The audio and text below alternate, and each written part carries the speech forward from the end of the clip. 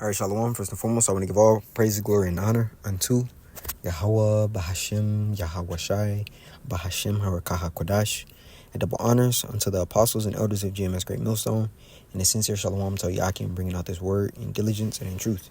So, back on the same, the same site with my same attached PDF. I just attached the big beautiful bill into AI, and basically had it search for whatever question I'm asking. But this one, I'm going to go to my question, because it's just going into prophecy, man. We understand, behold, the second woe is past. The second woe is past, behold, the third woe coming quickly. And we understand, before, missiles fly, as the scripture says in the book of, I'm going to go to it here.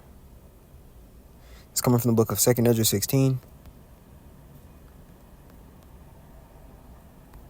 And 37. It reads, behold, the plagues draw nigh and are not slack, as when a woman with child in the 9th month bringeth forth her son. With 2 or 3 hours of her birth great pains compass her womb, which pains when the child cometh forth they slack not a moment. Right? So we understand, when we speak about famine, when we speak about pestilence, when we speak about economic collapse, race riots, civil unrest, these are the plagues that Yahweh Bashim Yahshua are going to bring upon this earth, man. It says, as when a woman with child in the 9th month bringeth forth her son, with 2 or 3 hours of her birth great pains compass her womb, which pains when the child cometh forth they slack not a moment.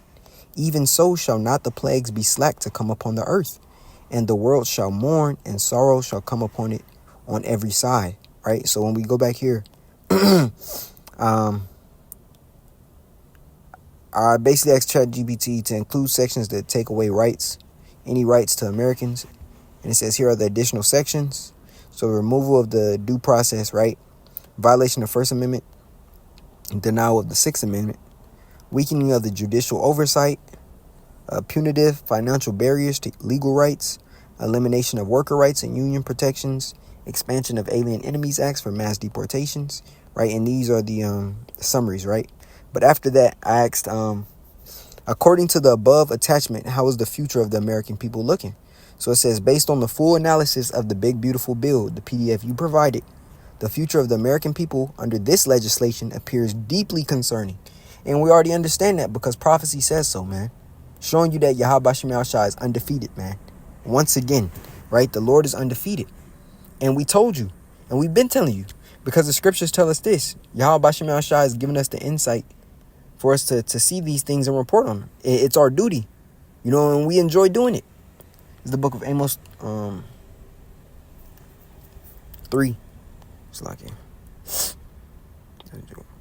Come on now. Amos 3 and 7. And it reads, surely the Lord Yahweh will do nothing, but he revealeth his secret unto his servants, the prophets.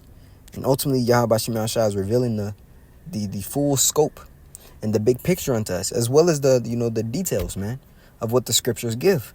So we understand that all this must come to pass, man, right?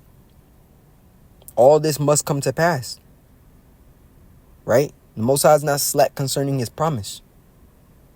So let's get into what this future is going to look like, right? It says the future of the American people under the big beautiful bill. It says public health declining and divided, right? It says it cuts Medicaid, SNAP, ACA subsidies, and environmental health programs will leave millions without coverage or adequate food. Vulnerable groups, seniors, veterans, children, the disabled will face rising medical debt and food insecurity, right? So what is that right there? That's pestilence and food, right? And we understand what the scripture says about that, right? Matter of fact, let's go back to 2 Ezra. That's 1 Ezra. 2 Ezra. Let's go to the 15th chapter. And I'm going to start here at 14. It says, woe to the world and them that dwell therein, for the sword in their destruction draweth nigh. And one people shall stand up and fight against another, and swords in their hands, right? So this is great death, man, right? Written within, as the scripture says in the book of Ezekiel, written within is lamentation, mourning, and woe. It says, for there shall be sedition among men and invading one another. They shall not regard their kings nor princes, and the course of their actions shall stand in their power. See, with this bill being passed, it now puts a target on the backs of government officials and your mayor positions and the judiciary positions, senators, governors, right? The people have tried to, touch these people before. But now, especially Esau, he's going to go all out. He's going to really try to get into the politicians, man, right? It says, for there shall be sedition among men and invading one another. They shall not regard their kings nor princes. And that's who that is. It says, in the course of their actions shall stand in their power. Right? We understand that checkpoints will be set up, as the scripture says. As a matter of fact, I believe it touches on this topic here. It says, increased air, water, and industrial pollution will raise asthma, cancer, and neurological illness rates, especially in low-income communities and communities of color. Meaning what? You Israelites, man. This is the plan that Esau has set forth for you, man. A plan of where you're destitute of health, where you're destitute of help, right? We're already going to him for the one of all things, but now he's going to make you completely destitute, right? He wants you sick. He wants you at a point in which you're begging. And then at that point, he's still not going to help, right?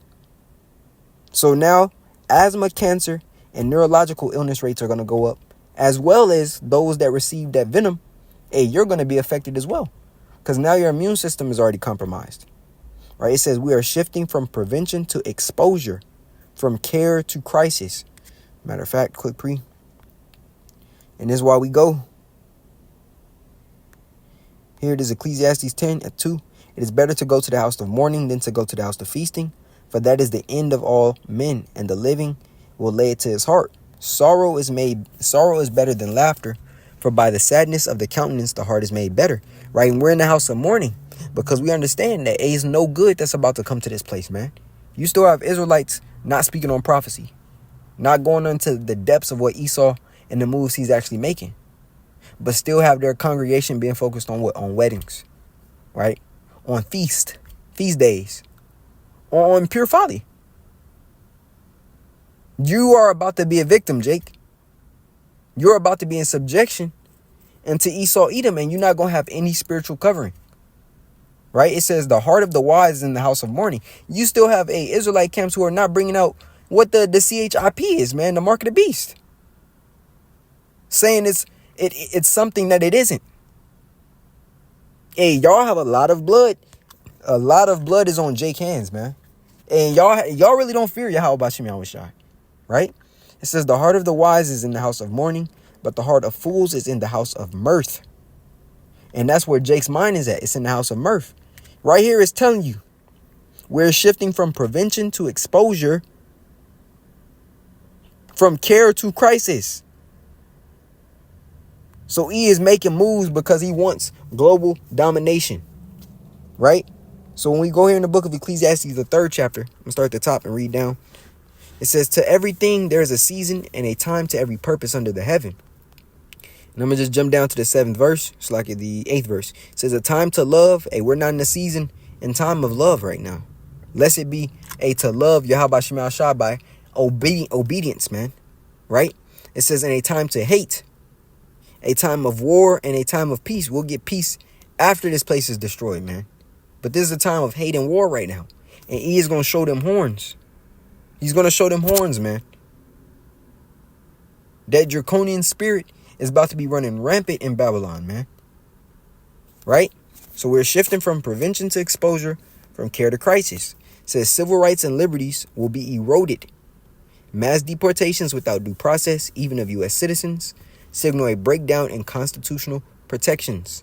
First Amendment rights like speech, protest, and press are under threat, right? A government that silences critics and shields itself from judicial oversight is not accountable to its people. So the working class, right? It says unprotected and underpaid, which ultimately does what? It causes chaos within streets. 2nd Esdras 15 and 16. I'm going to read again down. For there shall be sedition among men and invading one another. They shall not regard their kings nor princes, and the course of their actions shall stand in their power. A man shall desire to go into a city and shall not be able, for because of their pride the city shall be troubled, the houses shall be destroyed, and men shall be afraid. A man shall have no pity upon his neighbor, but shall destroy their houses with what? With the sword, and spoil their goods because of the lack of bread and for great tribulation. AI is telling you what this bill entails. So you don't think Esau is going to enact it? Esau made sure that everything, hey, when we go into unrighteous decrees, Isaiah 10, these are the laws, these are the statutes, right? These are the ordinances in which he is making law. He's doing this so that he can get what? Complete control. He wants a nation of workers and slaves, not a nation of thinkers. He wants you to be completely dependent. Right, when we go into Isaiah the 36th chapter in the 6th verse, and it speaks about and as a matter of fact, I'm not gonna quote it, just grab it. Right? It says, Lo, thou trustest in the staff of this broken reed on Egypt, whereon if a man lean, it will go into his hand and pierce it. So is Pharaoh king of Egypt to all that trust in him. Right? So here it is. I'm gonna go into the NLT, I'm gonna read it. It says, on Egypt, if you lean on Egypt, it will be like a reed that splinters between your weight and pierces your hand. Right, so you trust in within this staff, which is a support system, right? Right, this reed is a support system. It says, and it splinters beneath your weight and pierces your hand. You having faith within this system is ultimately going to get you hurt, right? It's going to cause pain to you, man. Right, because you're trusting in oppression. You're trusting in Esau's wickedness, man. Believing that he can fix all problems when he's the one creating them for you. That's why we're telling you, hey, put off this system, man. Micah 2:10. What does it say? Right? Let's just grab it.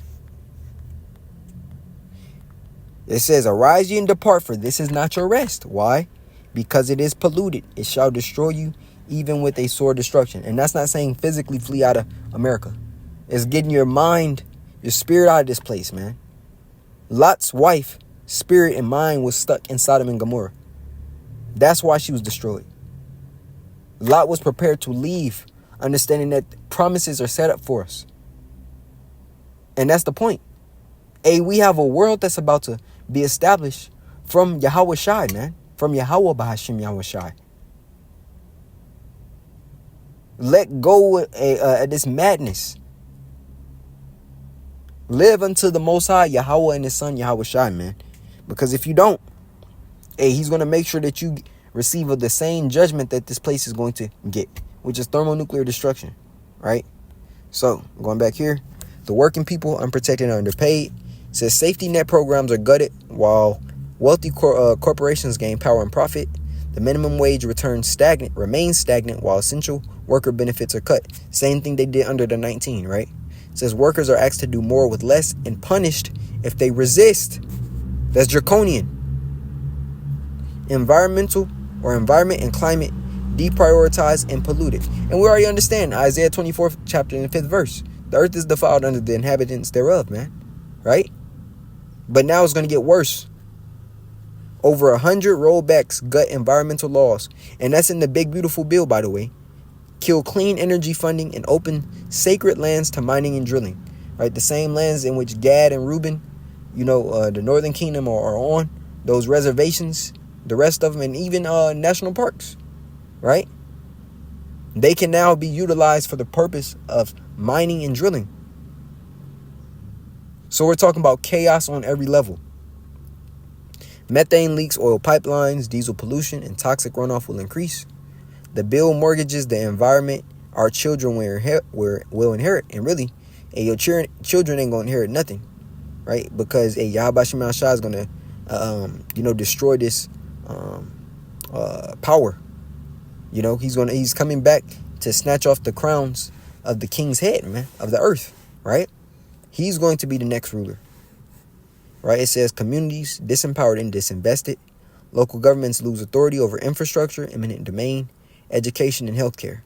Indigenous and rural communities are especially hurt, losing sovereignty, land, and health access. Here it is. The bottom line, a nation more unequal, unhealthy, and unfree. Hey, but here it is. Baha, Bama, and it was another one. It's like I said Baha. MAGA, Maha, MAGA, MAHA, and MABA. It's like Make America Great Again, Make America Healthy Again, and something else. It was one more. I can't think of the last one. But That's the slogans, the three slogans in which, Trump spoke of. But really, it's unhealthy, unequal, and unfree, right? It says if enacted, this bill would cut 4.5 trillion in social investment, increase inequality, deepen public distrust in institutions, set a precedent that government can violate rights without recourse, right? So this is the Outlook summary if you want to take a screenshot of it. It says millions uninsured, sicker, and less access. First and Fifth Amendment protections rolled back, worsening pollution. Safety nets gutted, tax burden shifted downward, weakened courts, unchecked executive power. The American future should be built on freedom, fairness, and public good, not fear, fossil fuel, and authoritarian shortcuts. And I said, do you think this will cause public riots and chaos? It says yes, and here's why. Millions lose Medicaid. There goes civil rights violations. Targeting vulnerable communities. No legal relief. What happens after the chaos? Crackdowns, curfew, martial law, policing of dissent. Further restriction of civil liberties under the pretense of restoring law and order. Likely escalation, not resolution. So, going back to the book of 2nd Ezra 15, 17, it's like it. 19. A man shall have no pity upon his neighbor, but shall destroy houses with the sword and spoil their goods because of the lack of bread and for great tribulation.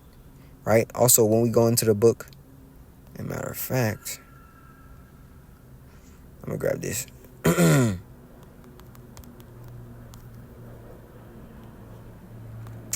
It's Matthew 12 and 25. And Yahushua knew their thoughts and said unto them, every kingdom divided against itself is brought to desolation, and every city or house divided against itself shall not stand. And if Satan cast out Satan, he is divided against himself. How shall then his kingdom stand? Right? And it's divided on every level. Now we understand, according to Luke 12 and 40, it's like 51, it says, suppose ye that I am come to give peace on earth? I tell you, nay, but rather division. Matter of fact, there's another precept where it's asking if peace is going to be brought, and it says, I come to bring forth a sword.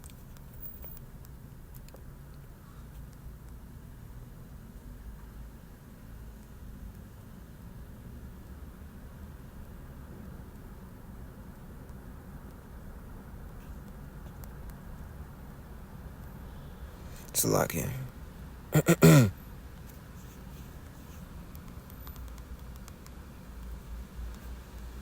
It's Matthew 10 and 34. Think not that I am come to send peace on earth. I came not to send peace, but a sword. Right? So all lawlessness is about to happen, man. Political realignment or backlash, which we understand. We read, they shall not regard their kings nor princes. Institutional breakdown, loss of faith in government. There goes your civil unrest, your martial law, your civil race riots, and your fighting against your government entities. Right? It says emerging shadow systems of care, mutual aid, black markets, legal defense networks. What determines the outcome? Here it is, final thought. It says when a government ceases to serve its people and instead strips them of health, voice, liberty, and life, it creates the exact conditions in which rebellion becomes not only likely, but morally justified. And this is the paraphrase from the Declaration of Independence. So I asked it to give me violent scenarios only. Right? It says flashpoint events weeks to months after passage. U.S. citizen mistakenly deported and dies in a foreign prison. Pregnant women denied care. It's just giving, scenarios. It says initial response, mass protests in major cities. Clashes between protesters and local police. They're going to turn violent. And we know that because the scripture says so. It says escalation and crackdown 1, 2 through 6. Insurrection Act to deploy military domestically. Protesters labeled as the T word by federal agencies. Mass arrests. Surveillance of activists. State governments begin to defy federal orders. Urban fallout. Urban riots intensify. It's all bad from here on out, man. If you expected America to return unto some type of paradise for you, and you're going to be sadly mistaken, man. You're going to be sadly mistaken. Thus saith the scriptures. And really all this thing is doing is, creating scenarios based on algorithms of violence, right? But the scriptures gave us the blueprint, right?